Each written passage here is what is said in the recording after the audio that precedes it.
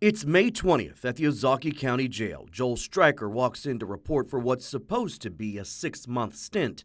Stryker is Milwaukee County Sheriff's Deputy Joel Stryker, who was behind the wheel of a squad car in January 2020 when he ran a red light and drove into the path of Caesar Stinson's truck.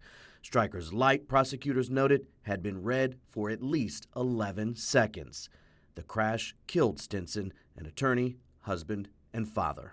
It's hard to really put into words who he was as a person because he was so transformative and so dynamic and multifaceted. But he was my everything, my best friend, my first love. Stryker resigned and pled guilty to homicide by negligent use of a vehicle. And Judge Michelle Havis gave him 6 months in jail, but with work release, known as Huber status, where an inmate is allowed to leave the facility for work but spend their nights in jail. Concerned he would run into inmates he previously investigated, Stryker asked to avoid the Milwaukee House of Correction and eventually requested the Ozaukee jail. On the day he showed up to serve his sentence, records show jail staff booked Stryker at 4:55 p.m.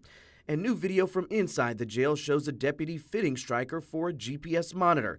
The device is activated by 6:10 p.m., records show, just 75 minutes into a 6-month sentence, and he's allowed to walk out the door.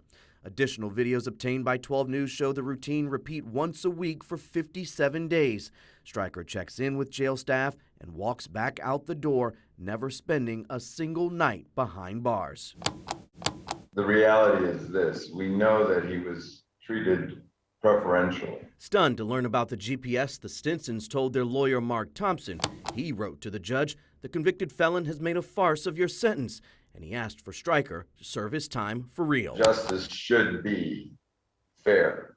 Race should not become a factor in it. If you're a white law enforcement officer and you kill someone, you should not get a break. If you're sentenced to jail, you should go to jail. Judge Havis called a hearing, and records show she learned the Ozaukee County Jail has a blanket policy of releasing Huber inmates on GPS monitors. Havis wrote the court was not aware of this policy at sentencing, and she rescinded Stryker's Huber status and ordered him to return to the jail to spend the rest of his sentence there.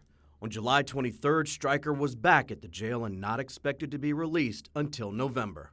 I just wish she would have took that same energy and applied it to making sure he actually was in a facility that would keep him there. And I just feel like it's carelessness across the board because of my father. It doesn't matter who he was to the community. He is a Black man. Unfortunately, this system just doesn't see him as valuable and just saw him as another Black body and thought it would be okay to allow his murderer to be at home and watching Netflix and, you know, talking to his kid and doing all of these things that have been stripped from me.